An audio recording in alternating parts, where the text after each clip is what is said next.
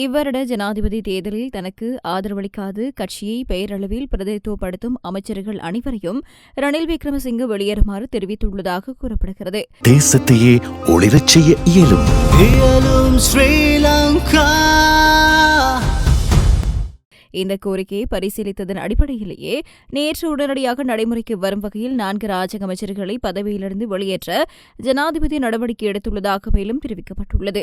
ஜனாதிபதி ரணில் விக்ரமசிங்கே தனக்கு ஆதரவான அமைச்சர்கள் உள்ளிட்ட பல கட்சி அமைப்புகளின் கோரிக்கையை கருத்தில் கொண்டே இந்த தீர்மானத்தை எடுத்துள்ளதாக அரசியல் வட்டாரங்களிலிருந்து தகவல்கள் வெளியாகியுள்ளது.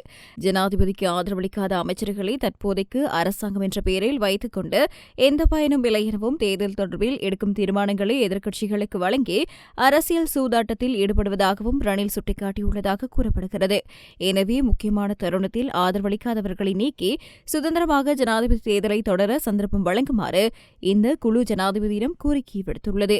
மேலும் சில அரசு அதிகாரிகள் மற்றும் அடையாளம் காணப்பட்ட நாடாளுமன்ற உறுப்பினர்கள் குழுவுக்கு எச்சரிக்கை அறிக்கை வழங்கப்பட்டுள்ளதாகவும் ஜனாதிபதி தேர்தல் முக்கியமான கட்டத்தை எட்டியுள்ள இந்த தருணத்தில் அரசாங்கம் தயங்காமல் தீர்மானம் எடுக்க வேண்டும் எனவும் கூறப்பட்டுள்ளது.